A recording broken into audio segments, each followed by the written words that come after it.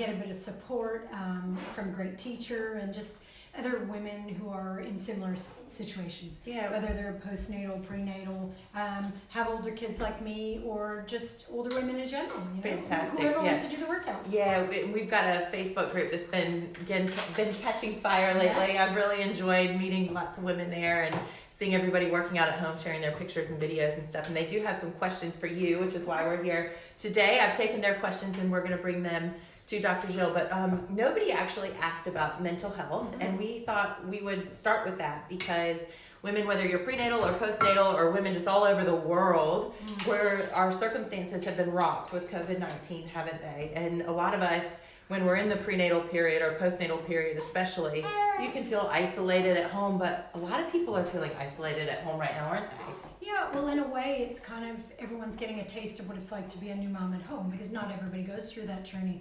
But when you're in a quite isolated bubble when you just have a baby, 6 weeks, you're really at home, you're just learning how to nurse or feed your baby, maybe deal with other older children, you're just trying to deal with no sleep, and you're really quite stuck at home, and it can be very isolating. But many other people are going through exactly the same thing without a new baby. They might have lost their job, they might be just stuck in isolation, stuck in quarantine. So it's really hard on all of us. The mental health of a lot of people has been affected across the world by COVID, by what we're all going through.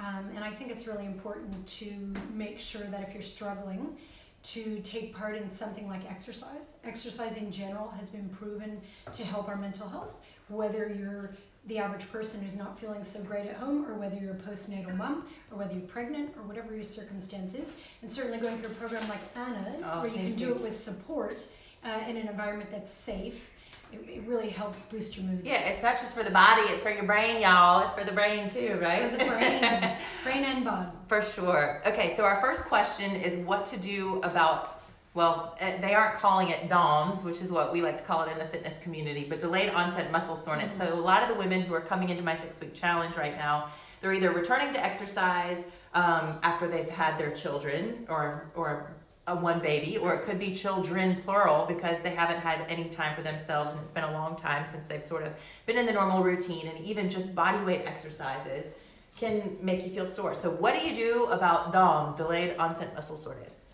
Well, there's not really any evidence that we can do anything once we have No! Why are you telling us that? So it certainly might feel nice to have a massage, or Yes. to stretch a bit, or if you're really in pain, take some analgesia, like simple analgesia over the counter, and all that might help. But the reality is it's prevention. Prevention is key. So delayed onset muscle soreness is not an abnormal thing. It's a normal sort of thing that happens after we do a more excessive exercise or a new exercise that we're not used to.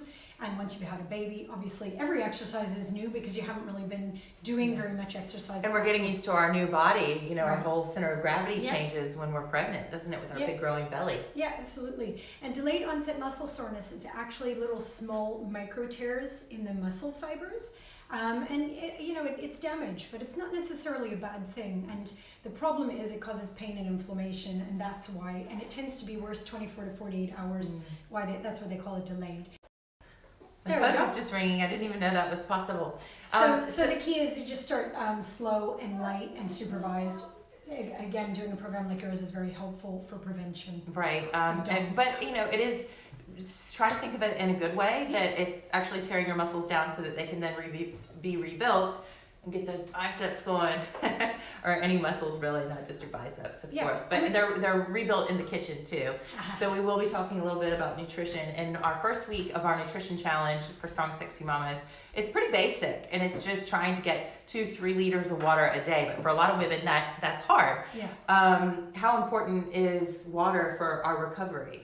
Well, in general, you need water just to function. So every single body function uses water, uses fluid to be able to work properly, and whether you're exercising or not. Those requirements go up if you're breastfeeding or pregnant, certainly breastfeeding a lot more, and then they go up again if you exercise. Yes. So you got to remember that fluids are really, really important. And one of my mamas wanted to know if herbal teas count for water consumption. So I love my raspberry tea and my peach tea Are those okay? Do those count for water consumption? Look, let's not be too pedantic. I mean, fluid is fluid, and even coffee and teas, etc., can be counted as fluids. There are certainly grades of fluids and how good fluids are, etc. You know, I What think about the caffeine in the coffee and the tea, Yeah, though, being a so- diuretic? Is there? I know that used to be something Yeah. everybody talked about, and they're talking less about that now, aren't they they? are. And look, there is not great evidence that coffee and tea is diuretic. There is a little bit of diuretic action, but I think the importance is, so that's why if you're talking about fluids, any fluid counts. But there's certainly fluids that are better for us than others. So what about a lemon ginger tea? I've been living off of those exactly. lately. So things like water. So water by far, hands down, is the best fluid out there. Okay. If we want to go to the next step, you know, something like an herbal tea, that's fine. There's nothing in it that's going to prevent you from absorbing fluid and prevent making breast milk and doing all your bodily functions. When we start getting into a bit grayer territories, if you're adding sugar, salt, fats, Right. etc., into our drinks, and then they become a bit less healthy. 100%. Yeah. You know. Yeah, and then we can end up drinking all of our calories for the day, unfortunately, too. We had lots of questions about breastfeeding, and I'll get some of those, I'll pitch some of those up to a nutritionist who's also a Strong Sexy Mamas participant. But quickly, the impact of fitness on breastfeeding is something I get asked about a lot as a women's fitness professional. In fact, my advice to women is to make sure you have a nice supportive bra, but make sure that it's not too tight because you risk blocked milk ducts and mastitis and things like that. It's a good idea to nurse or pump before you work out. A lot of that's just for comfort. And then you can do exercises on your belly. In Strong Sexy Mamas, I do show you alternatives to exercises on your belly. This, of course, is for the prenatal women who can't be on their belly, or women who have had a cesarean, and that seems to still be a little bit sensitive there. But, sore boobies can be part of it too. And then the myth that I want you to bust today is about breastfeeding and milk supply. Yeah, look, I think let's first of all just normalize it. Breastfeeding is normal. Exercise is normal. So the two together, normal. So we shouldn't have any issues. Yeah. The key is, of course, you don't want to do anything too extreme. And so if you're going to go and run a marathon, then you're going to have issues with your breast milk supply. But we're not supposed to be doing that when we just have a baby anyway. Right. And so I think the key is when you're starting, whether you're doing a routine, exercise routine when you're pregnant or when you're breastfeeding particularly, you need to make sure to maintain your fluids. That's the main thing. Yes. So if you exercise in a hot environment or you're sweating a lot or you just do a lot of exercise, you need to be drinking water. So I think that's the main thing. I mean, if you don't drink enough water, then you're not going to produce breast milk because you're dehydrated. That's the main danger. Yes. There's some myths out there about lactic acid.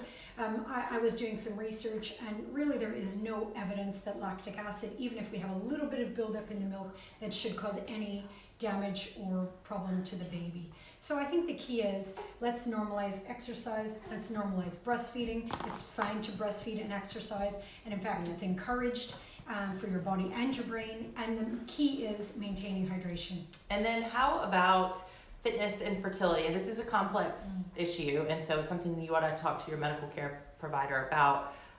But can exercising be good for fertility? Yeah, I think that, like you said, it's a very, very complex question, and I think the key is that the better shape that you are in, if you're trying to have a baby, is always helpful.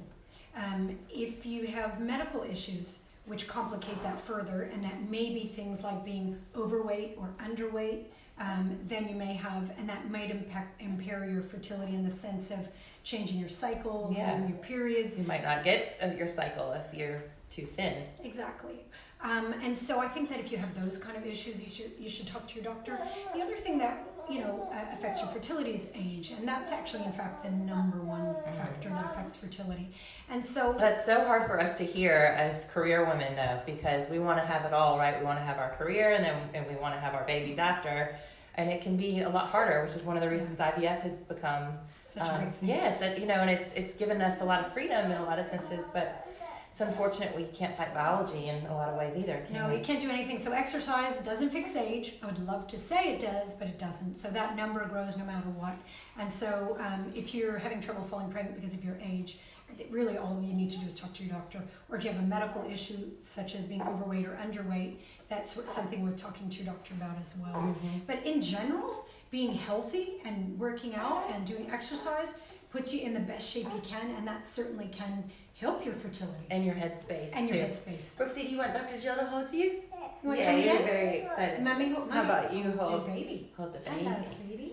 Hi. So Annabelle is 8 Hello, weeks tomorrow. sweetie. Hi, buddy. Okay, here we go. So let's talk about one more thing that is a taboo topic and we don't like to talk about as ladies, but that's hemorrhoids when you're pregnant and in the postnatal period, if you have pushed out a baby. So guys, you can just turn this off. Not that guys don't get hemorrhoids too, No, but what do we do about them, and is there any way to prevent them?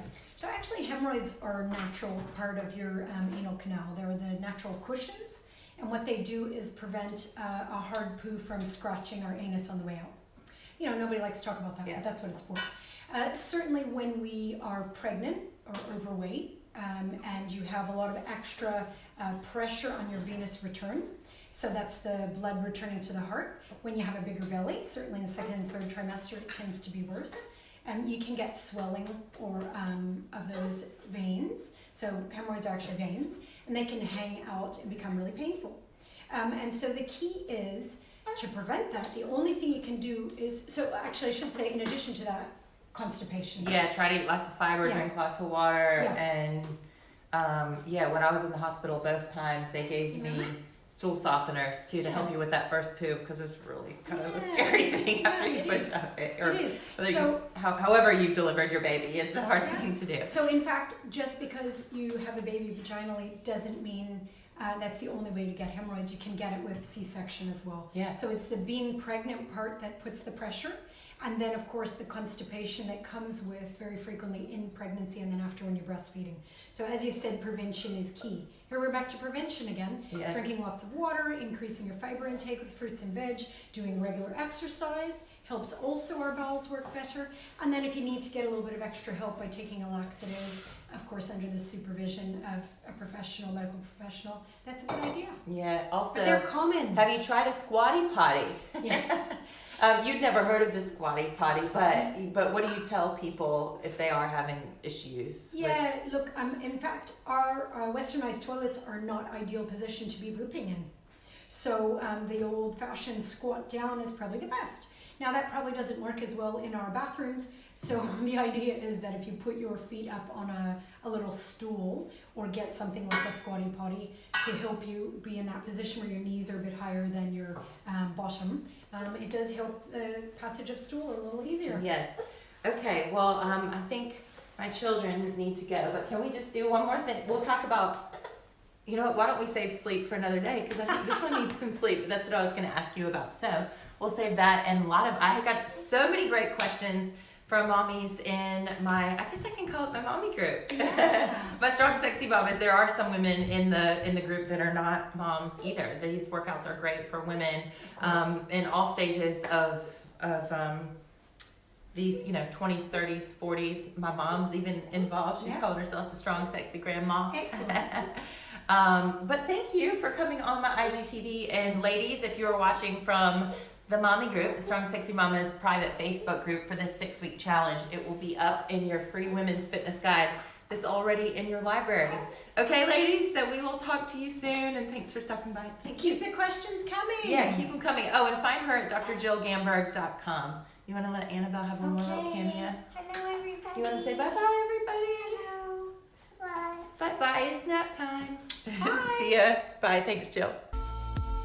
I think Strong Sexy Mamas has a great philosophy and a really strong message behind it. It's about confidence. Having a baby really takes its toll on, you mentally, socially, physically, and I think having a group of like-minded mums working out with you is really good at helping rebuild all of that. I love that Strong Sexy Mamas comes online and it's those short 15 minutes, 20 minutes. And I have 2 toddlers, a 1 and 2 year old, and there is no way I can get to any of those mums and bubs classes anymore. 15 minutes, I can totally squeeze into my day. I can let them run amok, let chaos happen, and they even get involved, get in the way, and then, 15 minutes I'm done. And I'm back cleaning up after them. Feeling good, feeling strong, I'm feeling fit, I'm feeling energized, and Yeah, classes with Anna have been awesome, keeping me on track through my pregnancy, and I feel as good as I've ever felt. Getting out of bed in the morning to actually go and do some exercise has probably kept me sane. You know, having a baby who doesn't sleep and is not on solids at the moment, who's breastfeeding, you know, it does take its toll. So getting out and being able to be active and obviously join, you know, an amazing community of girls, it's really empowering. I like working out with Anna and Strong Sexy Mamas because I struggle to motivate myself at home just with having a 14-month-old baby, and I've had a few injuries, and you know, these exercises in particular go at different levels, so I can do the kind of lower exercises as opposed to all the jumping and things like that, and it's helped me to get back motivated again. I love Strong Sexy Mamas because it's so important to do exercise in a safe and controlled way after having a baby. It takes such a toll on your body, and Anna is amazing at giving options. It's a long recovery, and she's been amazing at helping me progress through different movements as we're going on our postnatal journey. Amazing class. I love Anna's class. So much energy, and it's in such a beautiful setting at Bondi Beach. You can't get better than this. You will feel sexy and strong after the class. It's great, brilliant. I also have a 2-year-old, so it's really hard to fit in workouts and find the time, especially getting down to a group class. So working out from home has just been so great. I can fit it in whenever works, and you don't